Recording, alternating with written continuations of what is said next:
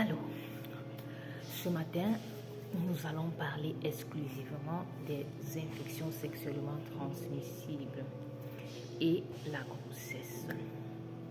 En fait, j'ai été interpellée par une dame qui me dit, elle a eu une mort fœtale in utero et on lui a dit que ce sont des infections sexuellement transmissibles qui sont à l'origine. Et elle me demande si et seulement si c'est faisable et c'est possible.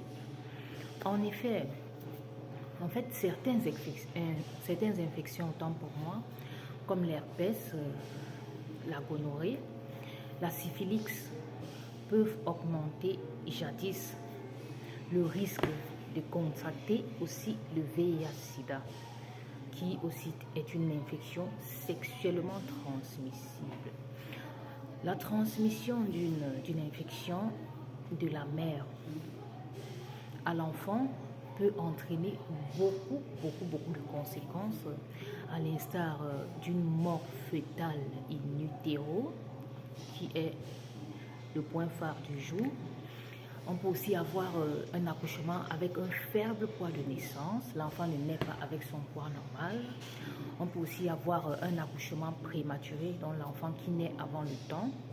On peut aussi avoir une septicémie, c'est-à-dire une infection généralisée. On peut aussi avoir des malformations congénitales, des fausses couches aussi, on peut aussi en avoir. Il y a vraiment beaucoup de conséquences. En fait, la plupart de ces infections, comme le HPV, sont à l'origine aussi du cancer du col de l'utérus chez la femme. Donc, le risque de transmission de l'infection à l'enfant pendant la grossesse est très élevé et aussi c'est possible. Maintenant, s'il y a cette transmission de la mère à l'enfant, on aura aussi les conséquences sur le futur bébé. On peut aussi avoir l'enfant qui naît avec la conjonctivite. Là, c'est par exemple si vous avez eu un chlamydia pendant votre grossesse et que vous n'avez pas eu à traiter ce chlamydia, là, et si il y a eu transmission de la mère à l'enfant, on peut avoir des conséquences sur l'enfant, comme la conjonctivite. On peut aussi avoir une infection pulmonaire, la pneumonie. Donc, vraiment, c'est d'une importance cruciale. Si vous voulez réduire le taux de mortalité, que ce soit maternelle ou que ce soit néonatale, c'est d'une importance cruciale de faire vos examens. C'est vraiment très important et il faut faire ces examens à temps. Par exemple, si vous contractez comme une infection là et que vous ne vous soignez pas et que vous ne vous faites pas dépister à temps, par exemple comme l'hépatite virale B, peut-être comme aussi le chlamydia, la toxoplasmose et bien d'autres, si vous ne vous faites pas dépister tôt, on peut avoir affaire à une malformation congénitale. Mais par contre, si vous dépistez cela très tôt, on va vous soumettre à un traitement qui pourra sauver votre vie et épargner votre futur bébé de certaines complications. Donc, c'est vraiment crucial de faire vos examens.